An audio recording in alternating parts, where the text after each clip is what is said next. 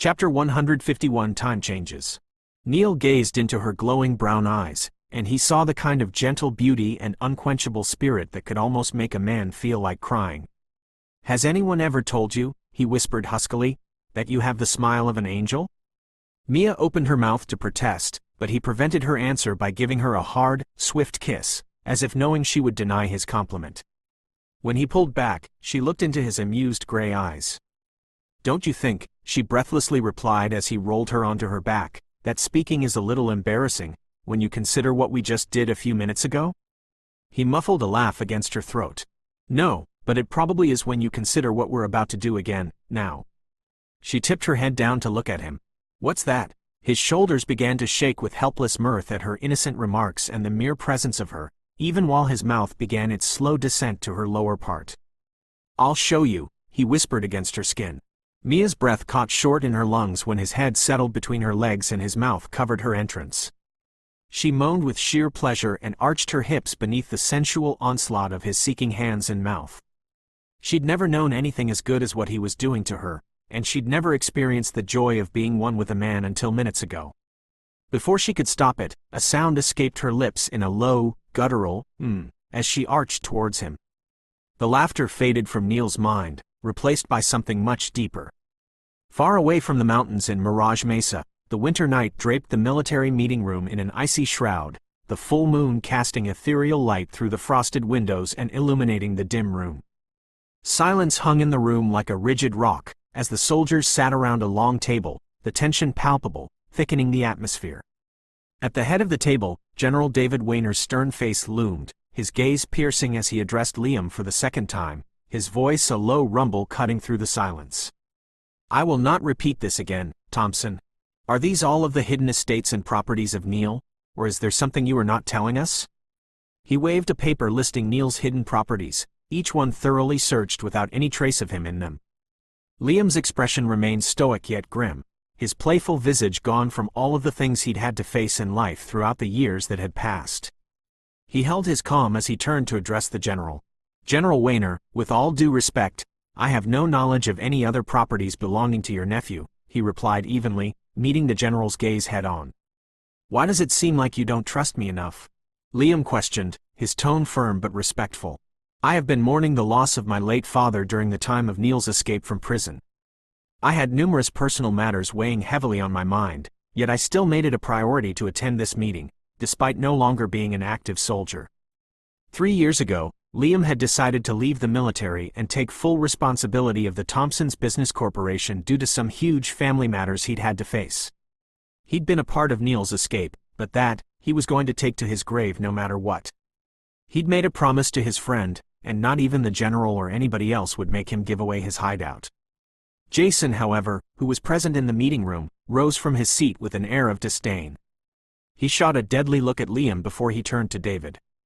"General, don't believe a word from Liam," he spat, his voice dripping with contempt. "Apart from him, Neil trusted no one in this room.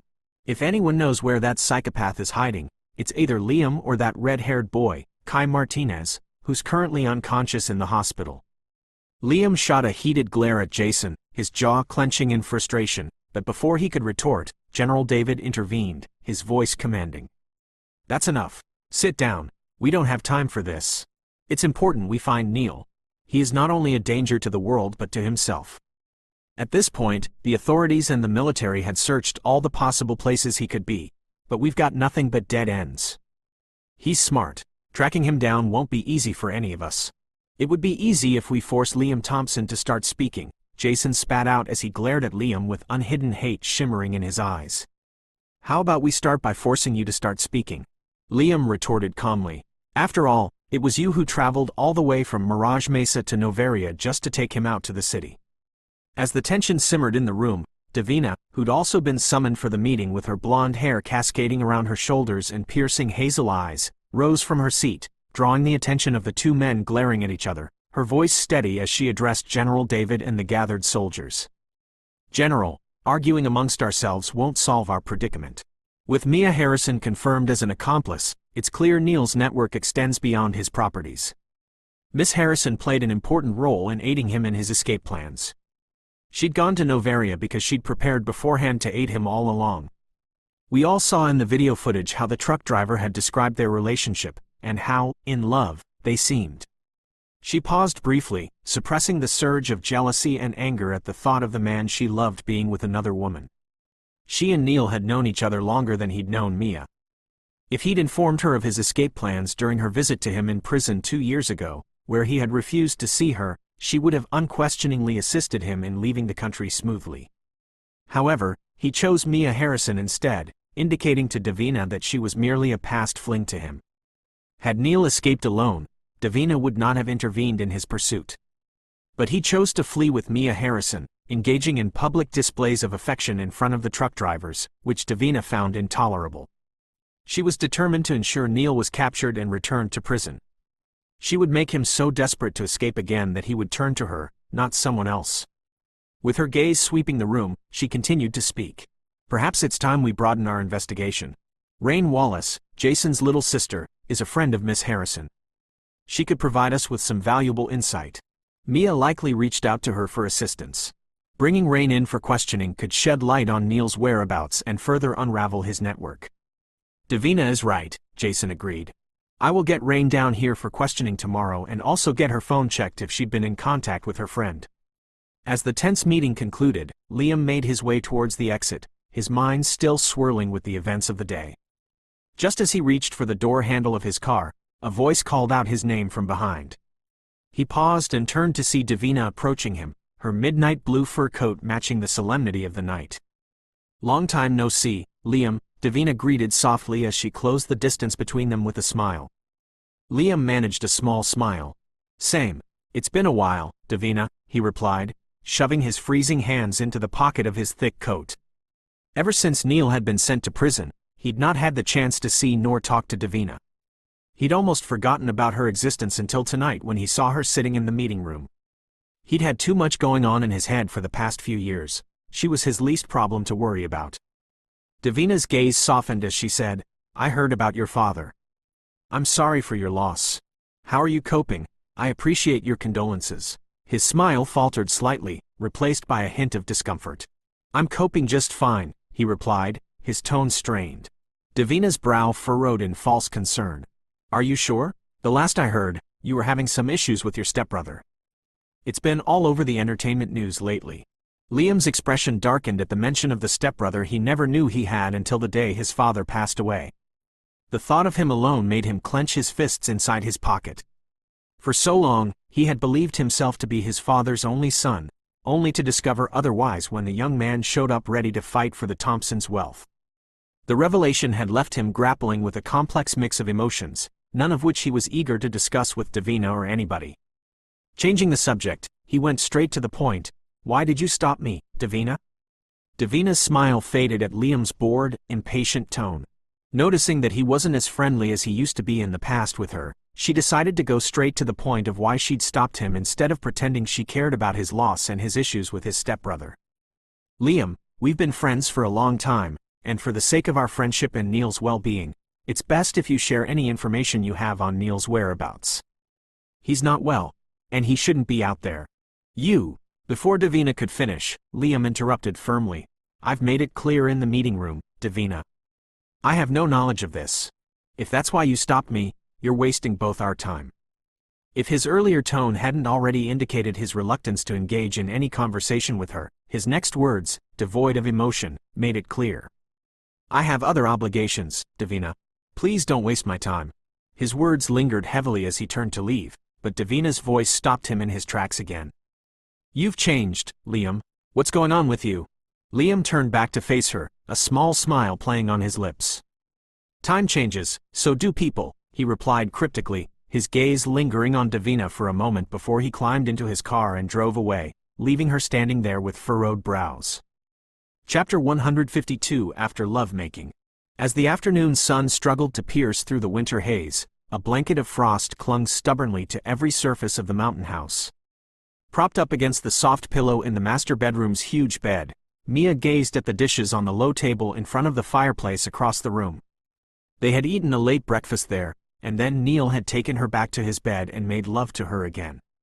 He'd kept her awake most of the night, making love to her with a mixture of demanding urgency and exquisite tenderness that Mia found wildly exciting and tormentingly sweet. Each time he finished, he pulled her into his arms and held her close while they dozed into deep sleep. Now it was past noon, and she was sitting beside him on the bed, curved against his body, his arm wrapped around her shoulders, his hand lazily caressing her arm as they silently watched the snow-covered mountains from the glass wall of his room. Unfortunately for Mia, in daylight, she was finding it far more difficult to cling to the illusion that this was a house on the mountain where she was safe and warm in bed beside a wonderfully ordinary man who also happened to be her devoted lover. In broad daylight, she was unhappily aware that the man who made love to her with such violent tenderness and need, who groaned with passion in her arms and made her cry out and feel as if she were the only woman who had ever done this with him, had also made love to many experienced women in the past. That had been his old life, and even though he had lost everything, she had no doubt that he would prove his innocence, now that he was free to search out the real killer, with her willing help to search for the real murderer who killed her mother. Once he did that, he would be free to return to his former life, to resume his brilliant image of the country's hero, where he'd wear back his arrogance and pay no attention to anyone unless they would be of use to any of his missions, just like he'd come close to her in Ivy Grove to get information. Once he cleared his name, his need of her would cease to exist then. And when that happened, when she was reduced to the status of an old friend of his, she knew the pain was going to be terrible. He wasn't going to fall in love with her and make undying declarations of love. It wasn't like Neil Wayner. He simply needed her now, and for some reason, destiny had meant for her to be here for him in this mountain house. All she could do was live each moment as it came, cherish it, and memorize it for the years ahead when he would no longer be there with her. That meant never asking him for more than he could give, never burdening him with her feelings, and keeping as much of her heart intact as she possibly could. That meant finding a way to keep things as light and insignificant as possible. She wished she were experienced with men. That would have been a huge help to her now in accomplishing those things and a lot of others. "What are you thinking about?" Neil asked, as she'd looked to be in deep thought the whole time. Mia turned her head and found him studying her with a concerned frown. "Nothing serious, just life in general," she said with a bright, artificial smile. "Tell me about it." Trying to avoid both his searching gaze and the entire discussion of her feelings for him, Mia moved out from under his arm and drew her knees up, wrapping her arms around them. "It really isn't worth discussing." She tried to casually brush the topic away, but he was persistent. "Why don't you let me decide that?" He persisted. She shot him a dark look. "Have you always been this persistent?" "It's one of my most unattractive qualities," he replied smoothly and impenitently. "What were you thinking about, specifically?" Mia rolled her eyes at him in laughing disbelief, but when he continued to regard her in waiting silence, she gave in and told him a part of the truth. Perching her chin on her knees to avoid his gaze, she said, "I was thinking how strange life is. Everything can seem completely predictable, and then in a snap of a finger, everything can change." Neil leaned his head back against the pillow, closed his eyes, and swallowed with relief. He had thought she was reflecting on the more logical and accurate fact that he was ruining her life by keeping her here, and for what had happened between them. He'd thought she regretted making love with him, but it seemed he had overthought it for a moment. From the corner of her eye, Mia stole a quick look at his tense face, and her heart sank. Laughter, lightness, and sensuality were what he wanted and needed at this point of his life, not philosophy or anything with emotional intensity, and she decided not to let him corner her into a discussion like this again. Neil gave a deep sigh and, without opening his eyes, he asked in a flat voice, "Do you want to stay here with me, Mia?" "Are you finally giving me a choice?" she teased, trying to stick to her decision to keep things light. But as soon as she asked that question, she noticed his jaw tighten, and she had the strange feeling that she hadn't given him the sort of answer he wanted this time either. "No," he said, after a long pause, "I'm afraid not." "Do you think I would tell the military where you are if you let me go?" "Is that it?" she asked. "No. If you promise not to disclose this to anyone, I would trust you on that." "Why then do you refuse to release me?" she inquired, attempting to conceal her sense of hopefulness, that he was keeping her because he didn't want to let her go, from her voice. "Because I doubt you could withstand the intense interrogation the military would subject you to," he responded, dispelling her hope that he harbored any feelings for her. "Even if you informed them that I blindfolded you until we arrived here, they would persist in questioning you, trying to assist you in recalling something significant, and eventually, you would inadvertently slip up without intending to or being aware that you did. Mia grappled with balancing sincerity and humor this time as she sought to mask her disappointment. All right, I suppose I'll just have to remain in this luxurious cabin and endure a few more days with this frustrating, controlling, moody ice cube who possesses an insatiable sexual appetite. I might leave from here unable to walk or stand unaided. Though his eyes remained shut, a half-smile played on his lips. I'm not moody, yet you are frustrating, controlling, and insatiable, she retorted, laughing, feeling more at ease and in command of the situation and herself. I have an idea, let's step outside. The grooves next to his mouth transformed into a broad smile that exuded laziness, contentment, and smugness. Not a chance, Carida. You'll freeze your little ass off out there. I intended to put clothes on at first, Mia primly informed him, then was dumbstruck by how easily she'd heard and responded to his lewd remark without thinking what he said through. I mean fresh air and physical activity, she hastily added as his shoulders shook with laughter at her obvious embarrassment, cure almost everything. Except frostbite, he informed. She pursed her lips and smacked him hard on the face with a pillow, laughing because she had caught him unguarded with his eyes closed, and before he could reach out to catch her, she quickly started to untangle her limbs from the bedding. Do you always have to have the last word? Obviously. He chuckled softly as she slipped away from the bed before he could catch her. Then you'll have to carry on talking to yourself because I'm going to go outside, she told him, pulling her robe on to cover her naked body. Despite the luxurious delights of staying in bed with you, I need to get some sunlight and fresh air. Luxurious delights, he repeated, chuckling. A very nice turn of phrase for what we did on my bed. I like that. Of course you would, she turned back over her shoulder with a smile as she reached for the doorknob, intending to go back to the room she'd been staying in to shower and dress up. But before she could open the door, Neil spoke from behind. Use my bathroom, it's much nicer. Chapter 153 Intimacy. Minutes later, Mia stood on one side of the huge, couple-mirrored bathroom in Neil's room, blowing her hair dry, while Neil shaved on his side of the mirror. Instead of using the smaller bathroom in the other room, which was what she thought he had intended to do when he asked her to use his bathroom, he'd used this one, too. There was a strange sort of intimacy involved in sharing a bathroom with a man, Mia thought. Even though the huge couple bathroom was divided by glass, she still thought it was intimate. Because the sounds were there, the sound of his shower being turned on while she was in hers, and now the sound of water running in the sink while he shaved. She could hear everything clearly. When she had first gotten into the shower, she'd carefully draped one of the huge, fluffy towels over the clear glass wall between them so that she wouldn't be on display if he were to turn towards her side, a precaution that had proved to be wise. Wrapped in another one of the gray towels she found in the closet, she stepped out of the bathroom to head for her bedroom to get her clothes when Neil called out behind her, "You can wear something from the ladies' closet in my room." Startled because they hadn't spoken since their joint bath, she turned around and saw him standing at the sink, a towel like hers knotted around his slim hips, half of his face covered with shaving cream. No, she declined. She wouldn't be caught dead wearing another one of the clothes that obviously belonged to one of his women. I wore one last night, and it didn't feel right to me, she said. Helplessly spellbound, Mia watched him tip his head back and stroke the razor up his neck and jaw as he said, "Somehow, I knew you were going to argue about that, too." Mia gave him a smug smile. "It's nice to win a debate with you for a change." She walked into the bedroom and over to the chair where she had put her clothes last night, but to her utter surprise, they were gone. For a split second she gaped stupidly at the chair as if her clothes were going to materialize. Then she realized who must have taken them. Turning on her heel, she marched back into the bathroom, a displeased look on her face. "If you took my clothes away because you want me to wear one from that closet, then you're wasting your time, Mr. Weiner." Neil flashed her an amused look before he continued stroking the razor over his cheek as he said, "Now that's a good way to entice a man with insatiable appetites like myself, having you wander around here all day and nothing at all." Mia adopted the stern tone she used with stubborn boys at the orphanage, a cool warning that said, "You are pushing your luck, young man."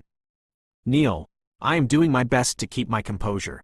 Neil stifled a burst of laughter because he thought she was utterly adorable when angered and refused to reply to her. "Neil," she said darkly, her voice taking on a more authoritative edge as she advanced towards him. I demand that you retrieve my clothes from wherever you've hidden them this instant and hand them over to me." With his shoulders shaking with suppressed laughter, Neil leaned down and splashed water on his face. Then he grabbed the towel hanging around his neck to dry off. "And if I refuse, Miss Harrison?" he mumbled from behind the towel. "What then? Will I receive a spanking like a naughty child?"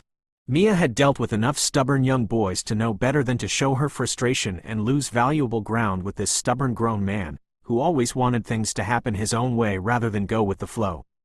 He'd taken her clothes to force her into wearing something his other women had obviously worn whenever he'd brought them here on some vacation. Even the red dress she'd worn yesterday had made her feel like she was nothing but a casual fling by wearing a dress meant for his women. With an emphatic firmness, Mia stated very clearly to his face towel, "I am not negotiable on this issue." Neil tossed down the towel and turned, a glamorous white smile sweeping across his clean face. "You are the most stubborn female I'd ever encountered," he said with sincere admiration. "And the only female who could speak to me the way you do without getting hanged for it." Mia barely heard what he was saying, because she was now staring in blank shock at the sexy, charismatic male she'd liked in Ivy Grove.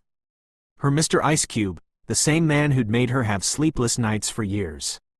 Until that moment, Neil Wayner the man had never quite looked to her like Mr. Ice Cube the substitute professor, so it had been easy to ignore who and what he had been. 5 years inside a prison had hardened his face and etched lines of strain at his eyes and mouth, making him look older and harsher, but all that had changed in one night. Now that he was well rested, sexually satisfied, and freshly shaven, his face was back to how she'd known him, even more handsome than he'd been before going to prison, that she stepped back in nervous surprise, as if he was now a complete stranger. "Why are you looking at me like I have hair sprouting out of my nose?" he asked, puzzled. The voice was familiar. She knew the voice. That was reassuring. With a mental shake, Mia forced herself to stop her ridiculous thoughts and return to the discussion underway.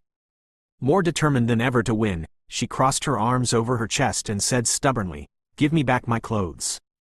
Neil perched a hip on the edge of the long marble vanity and, mimicking her posture, he crossed his own arms over his chest, but he was grinning, not angry. "Not a chance, sweetheart. Pick something new out of the closet." His endearment sounded casual and meaningless to Mia because she believed he'd used that on many others before her. She was so frustrated and off balance at that realization, she felt like stamping her foot. "I want my—" "Please," he interrupted quietly. "Pick something from the closet." But when she opened her mouth to argue again, he added flatly, "Because I tossed your clothes in the fireplace." Mia knew she was outsmarted by him, but the thoughtless way he had gone about burning her expensive clothes, which she'd worked hard to buy, hurt and angered her. "They may have seemed like disposable rags to the country's former richest wastrel," she scolded, "but they were my clothes. I worked to pay for them. I bought them. And I liked them." Finished speaking, she turned on her heel and headed for the female closet, unaware that her parting words had hit their mark with more deadly accuracy than she could ever have hoped. She walked into the closet, ignoring the expensive dresses and skirts hanging on the racks on both sides of her, and headed for the back where she pulled down the first pair of trousers and sweater she came across. Holding them up to her waist to see if they would possibly fit, she decided they would and pulled them on. The trousers were soft blue cashmere and a matching turtleneck sweater that had delicate violets with dark blue leaves woven into the full sleeves. Finished wearing the clothes, she grabbed a black fur coat on her way out of the closet, paused to put it on, turned around, and almost collided with Neil's bared chest. He was standing in the doorway, his hand braced high on the doorframe, blocking her exit. "Excuse me," she said, trying to walk around him without giving him the courtesy of looking up. His voice was as unyielding as his stance. "It's my fault you've had to wear the same clothes for the past 4 days. I just wanted you to have something else to wear so I wouldn't feel guilty every time I looked at your clothes." Wisely leaving out the fact that he had also been longing to see her in something beautiful and fine that was worthy of her face and figure, he whispered, "Would you please look at me and let me explain?" If Mia had known that she was the first woman in Neil's entire life whom he would bother explaining himself to, she wouldn't have overreacted. The clothes in the female closet had been arranged by Liam a long time ago when he borrowed the cabin from Neil to invite one of his women on a vacation. Everything in the closet was brand new and expensive. Unaware of this, Mia had more than enough stubborn courage to withstand the force of his persuasive tone, but she wasn't so angry that she couldn't understand his logic of wanting her to change clothes, nor was she unmindful of the foolishness of spoiling what little time they had with a pointless argument. "I hate it when you ignore me and stare at the floor like that," he remarked. "It makes me feel as though you think my voice is coming from some insignificant insect down there, and you're searching for it to step on." Although Mia had intended to graciously look up at him in her own time, she lost it at his humor and ended up collapsing against the clothes behind her, laughing. "You are completely unbelievable," she giggled, raising eyes filled with mirth to his amusing silver ones. "And you are completely wonderful," he whispered. Mia's heart skipped a beat at his solemn expression, but she reminded herself that he was Neil Wayner, an ex-soldier who had lived his life by assuming many false identities and personas, as she had just been forcefully reminded. It would only cause her more pain later if she began treating what were merely casual pleasantries to him as declarations of deep affection. When she didn't respond again, Neil smiled and headed for the bedroom. Over his shoulder, he said, "Let's put on some thick coat and go outside if that's what you still want to do." Mia gaped at him in utter disbelief and hurriedly followed behind him. She spread her arms out wide, looking down at her clothes and making him look too, as she said, "In these clothes? Are you insane? These cashmere pants must have cost a fortune."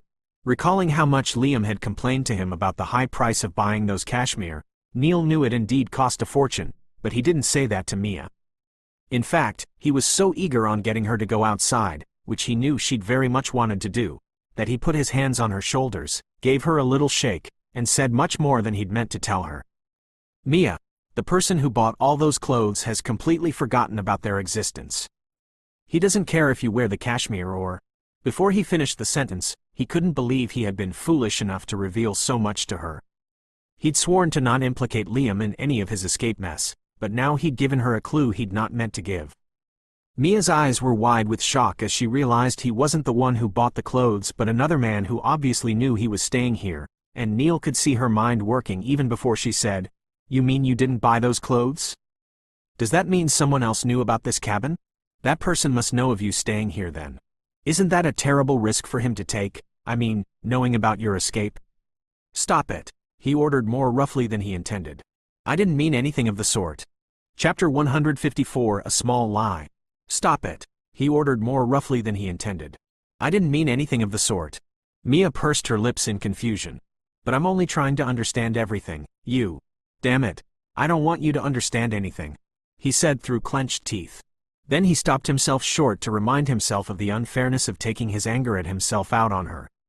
It wasn't her fault that he'd gotten in a mess, and he wanted as much as possible not to involve Liam nor her in this.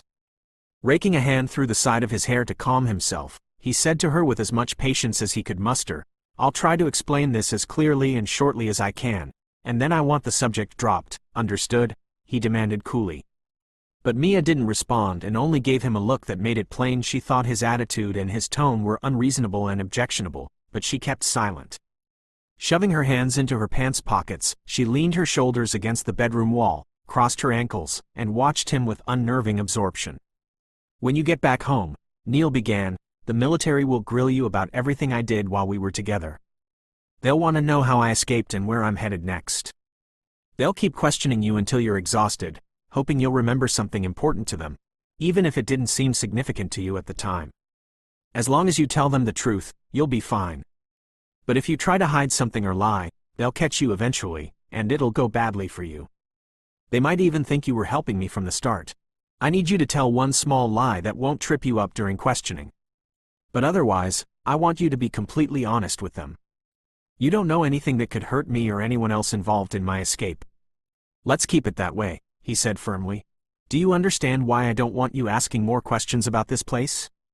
His expression softened when she nodded her head and asked, "What lie do you want me to tell them?" "I need you to tell the military that you're not sure about the exact location of this house. Say that I blindfolded you after you almost escaped at the rest stop, and I made you lie down in the back seat for most of the trip so you couldn't try to escape again. It's a believable story, and they'll believe it. This will also counter that damn truck driver's words, which is the only reason they might suspect you of helping me escape. I hate asking you to lie for me, but it's the best option." "And if I refuse to lie for you?" she asked. Neil's entire face instantly became hard and aloof. "That decision is yours to make," he said in a chillingly polite tone. Up until that point, Mia hadn't fully grasped the extent to which Neil had softened towards her since the previous day, until she witnessed his demeanor change when he thought she would go against him. His playful attitude and affectionate gestures were not just a way to pass the time, but a genuine display of emotion. This realization was so heartwarming to her that she almost missed what he was saying next.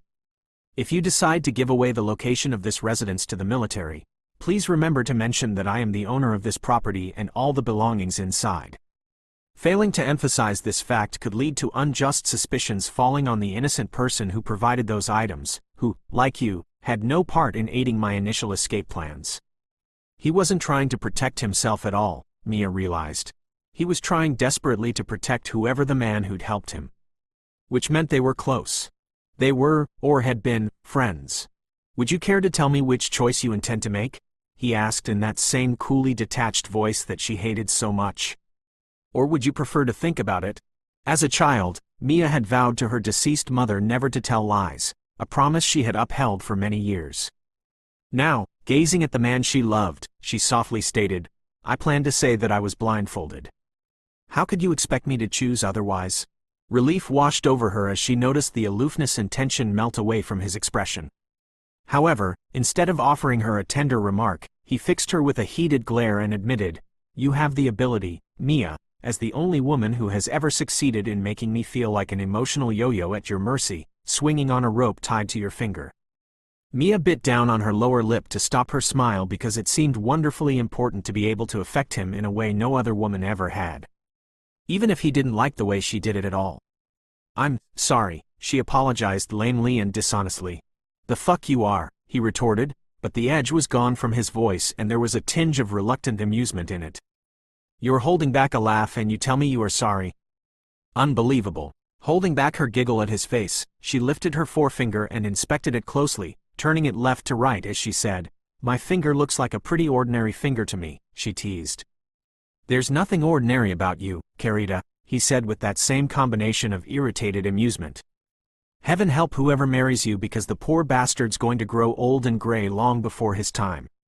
His obvious and unconcerned remark that she was going to end up with someone other than him, someone who he pitied, drowned away Mia's surge of happiness and snapped her back to her senses. Of course, what did she expect from Neil Wayner? That he'd love and want to marry her after they'd had fun together? How delusional of her. He was obviously the kind who doesn't believe in marriages and love. Those thoughts brought a stabbing pain to her heart to the point she'd had to blink repeatedly not to shed tears of her loss. Vowing to keep things light from this moment on and never again to read more into his words and actions than there really was, she smiled, nodded, moved away from the wall, and said, I think that last point you made gave you the score. You won this verbal battle again. Despite her casual attitude, Neil had the uneasy feeling that he had somehow hurt her feelings. But he had no idea what he'd said to hurt her and only watched her turn away from him. Not knowing what to say, he turned and left to go and get ready in the other closet. A few moments later, he walked out of the bedroom and joined her at the hall closet where she was putting on the snowsuit she had worn yesterday. I had almost forgotten about this outfit, she explained. It will protect what I'm wearing. I got the other snowsuit out of the closet for you, she added, nodding toward the larger snowsuit hanging on the door. Reaching for it and starting to pull it on, Neil decided their conversation in the bedroom still needed some clarification for some reason. Listen, he said sincerely, I don't want to argue or discuss my future plans with you. I'm trying not to worry about them myself and just enjoy having you here. These next few days with you are going to be the last, normal, days of my life. Even though we both know it's a fantasy that will end soon, I want to cherish it, a perfect few days with you to remember. I don't want to ruin it by thinking about the future. Do you understand what I mean? Mia tried her best to hide the pain and sorrow his words evoked in her behind a warm smile and nodded. Am I allowed to know how long we're going to be here together then? I haven't decided that yet, but no more than a week or two, he informed. Mia tried very hard not to think of how little time that was and decided to do exactly as he asked, to drop the topic, but she voiced the question that had been disturbing her since she left the bedroom. Before we can drop the entire discussion about the military and everything, there's something I have to ask you. I mean, clarify. Neil watched a deep blush creep up her cheeks, and she hastily bent her head to hide it by concentrating fiercely on pushing her heavy hair into a blue winter cap. You said you wanted me to tell the military everything. You don't honestly mean you expect me to tell them that You've given me all the pronouns, Neil teased, guessing exactly what she was getting at, but because he wanted to hear her say the words out herself, he added, "Could you toss me a verb to go with them?" She pulled on her thick gloves, placed her hands on her slim hips, and gave him a look of disapproval. "Don't try to act like you don't know what I'm trying to say, Mr. Wayner." Shrugging casually, he said, "I have no idea what you're trying to say." Mia shook her head in angry disbelief at his casual indifference to her question and turned toward the back door at the end of the short hall. Regretting his reply, Neil caught up with her just as she stepped outdoors through the back door. The sky was a bright, blinding blue overhead. It was cold but not bitterly cold, and the world outside looked like a snow wonderland. "I didn't mean to treat your last question with indifference," he explained, closing the door behind him, pulling on his gloves, and stepping carefully onto the slippery step at the entrance. Mia turned and waited for him to walk the few distance between them, but Neil lost his train of thought the moment his gaze landed on the sunlit view of her face. With all her hair tucked severely under her cap and no makeup on except lip gloss, she was a breathtaking marvel of clear, snow-white skin and huge chocolate eyes framed with dark lashes and graceful brows. "What were you saying just now?" she asked, noticing how he was staring at her like she'd grown another head. "I was saying I didn't mean you should give out the information that we've been intimate. That's no one's business but our own." On the other hand, Neil added, recovering his full composure, "Given the fact that I was convicted of murder, they might assume that I wouldn't hesitate to threaten or force you into having sex with me. I know how the military interrogates suspects, and if you deny that I forced you, they will press you to suggest that maybe you wanted me to fuck you, and so I did." "Please don't phrase it like that," she exclaimed, looking like an innocent, outraged virgin, which, Neil realized with an inner smile, she was. "I'm just presenting how they are likely to perceive it," he explained with a slight smile. "They will approach the matter from various angles, seemingly unrelated, such as asking you to describe the house I used as a hideout, under the pretense of locating and investigating it for evidence. Then they will ask about the bedrooms and their decorations. It's uncertain how they will approach you, but the moment you reveal too much knowledge, or emotion, regarding anything related to me personally, they will assume the worst and act upon it. When I brought you here, I never knew that they would have a valid reason to suspect that you might have become an accomplice. This situation wouldn't have turned like this if that troublesome truck driver hadn't." He stopped abruptly and shook his head. "When you almost escaped at that rest stop, my only thought was to prevent you from getting away. I didn't consider whether the truck driver had a clear view of us to recognize us later. Regardless, what's done is done, and there's no use in dwelling on what I can't change. When the military questions you about that incident, just tell them exactly what happened. They'll think you were brave.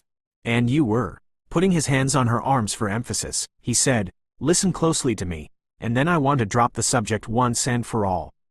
When they are questioning you about our relationship here, if you do happen to slip in some way that reveals we were intimate, I want you to promise me one thing." "What's that?" Mia asked, desperate now to end the discussion before their mood was beyond repairing, because everything was starting to scare her. "I want you to promise me that you will tell them that I raped you," he said. Mia gaped at him, open-mouthed, but before she could say anything, he continued to speak. "I've already been convicted of murder," he emphasized. "Believe me, my reputation isn't going to be tarnished one bit by the added charge of rape. But your reputation can be saved by it, and that's all that matters. You understand, don't you, Mia Moore?" he said, studying the extremely odd look she was giving him. Her voice was soft and very, very sweet as she nodded her head. "Yes, Neil," she said with uncharacteristic meekness. I understand that you are completely out of your stupid mind." Her hands hit him squarely on the shoulders, catching him by surprise and sending him falling backward, landing on a gathered snowdrift. "What the hell was that for?" he demanded, as he struggled to get out of the deep hole he'd made in the drift. "That," she told him, smiling her most angelic smile, her hands on her hips, her legs braced slightly apart like a soldier ready for a fight, "was for daring to suggest that I would ever consider telling anyone that you raped me." Chapter 155 Playing in the Snow. Neil got up to his feet and concentrated on brushing the snow off his hair, coat, and legs. But he wasn't immune to the sudden exhilaration that came from being outdoors beneath a bright blue sky, surrounded by a winter wonderland of snow-covered pine trees, and in the company of his lovely Mia, who had suddenly turned playful towards him. He'd never been the kind to be out in the snow playing. Even as a boy, his life had revolved only around his mission and the military. Everything he did in his life had to be something that would get him closer to his mission, but today, he wanted to know what it was like to have real fun, just like Liam had always suggested. Grinning, Neil finished brushing himself off, then he began to advance on her slowly and purposefully. "Shoving me to the ground was extremely childish of you," he chided. Mia watched him advance and also began backing away, step for step. "Don't even try it," she said, choking on a laugh. "I'm warning you." Neil didn't allow her to finish speaking. He lunged towards her, but she'd predicted his movement and twisted suddenly, tangling her leg around the back of his knee, pushing hard and up. The next thing he knew, he was falling backward in slow motion again, flapping his arms like a wounded goose, trying to regain his balance. He landed flat on his back with an audible thud at her feet while her laughter rang out like bells through the pine forest around them. That, Mia informed him, enjoying herself immensely, was the payment for tackling and smashing snow in my face at that rest stop 4 days ago. She'd had to live 2 days with a throbbing hip because of her fall at the rest stop, and now that she saw an opportunity, she'd grabbed it for a payback. Mia stood over him, waiting for him to get up, but he continued to lie there, his face strangely thoughtful, his eyes focused on the bright blue sky above her head. "Aaron, aren't you going to get up?" she chuckled after a minute. He turned his head toward her. "What's the point of getting up?" he asked, his voice strangely flat. "I didn't hurt you, did I?" she questioned cautiously as she looked down at him with a concerned frown. "My pride is destroyed, Mia," he laughed bitterly. How could he get up when a woman much smaller than him in size had easily taken him down? That was the biggest insult to his pride as a general who'd spent most of his life working on his strength and skills. Mia looked down at his face, and a sudden memory of all the articles and news about his skills in martial arts and how strong he was flashed through her mind, and she suddenly understood why he was embarrassed.